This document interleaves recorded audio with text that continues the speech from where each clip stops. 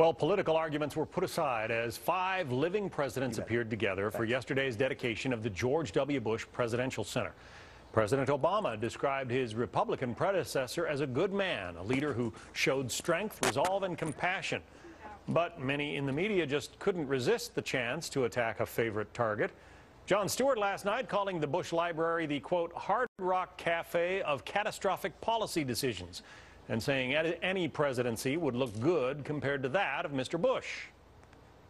I'm sure, listen, if one of GW's kids becomes president in 2032 and somehow for no reason invades the moon, I'm sure we'll look back at W and go, you know, actually he wasn't so bad either.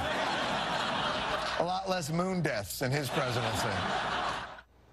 Well, his is a comedy show. On MSNBC, Rachel Maddow drawing a comparison between Bush's presidency and that ill-fated Carnival cruise where passengers were stranded for days with almost no working toilets.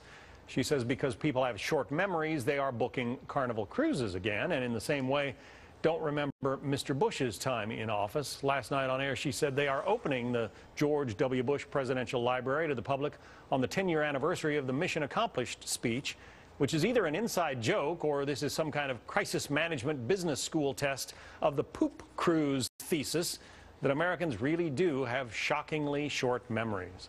So let's get into the journalism analysis. Judy Miller is a Pulitzer Prize-winning investigative reporter and author. Rich Lowry edits the National Review. Both are Fox News contributors.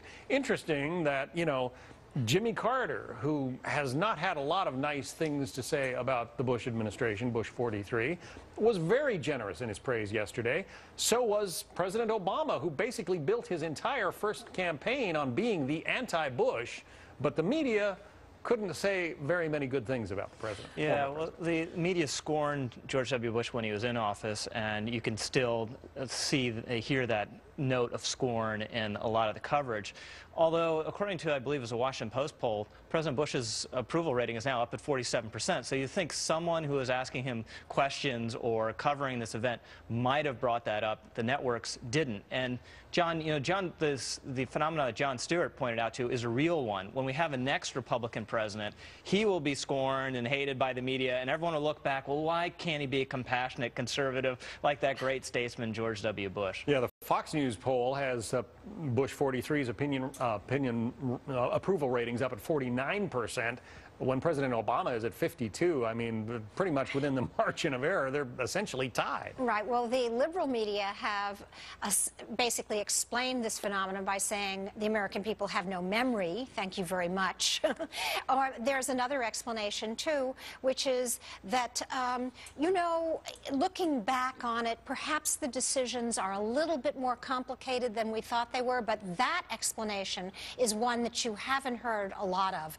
Lawrence O'Donnell opened his show, his segment on the Bush Library by saying, and now here's a little something about the memorial tribute to a man who doesn't deserve one. I mean, I think the American people don't like that kind of dissing of former presidents. But maybe the MSNBC audience does. Let's turn to our coverage, the media coverage of the marathon bombing suspects and so forth.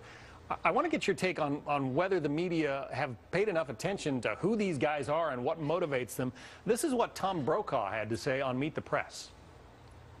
And I can tell you, having spent a lot of time over there, young people will come up to me on the streets and say, we love America, but if you harm one hair on the head of my sister, I will fight you forever.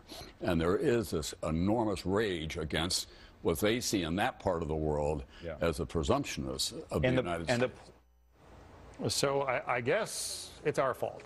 Yeah, well, he went on to talk about drones in that interview. So the prior source of this blowback that we have with terrorists attacking us was supposedly that we're invading countries. Now it's not that we're invading them, it's that we have drone attacks. And the fact is, for the radical Islamists, there's no proper U.S. policy except for if we curl up and die, and we're never going to do that. Exactly. That's part of the problem with the motivations examination. Yes, we can look a lot, and we should look at what would encourage or prompt the Tsarnaev brothers to do this. But to begin a long exploration of why some people hate us out there, or why Muslims hate us. And number one, they don't. Most are still trying to come here or have a positive view of America. But I really think this is, it diverts us from what we should be looking at, which is how did this happen? Why did it happen? Who dropped the ball? And how can we prevent it again? We are going to have to leave it there, but you can catch more with my Great News Watch panel. Fox News Watch runs this weekend. You can catch our coverage of the week's top stories. That's Saturday, 2:30 Eastern, right here on Fox News Channel.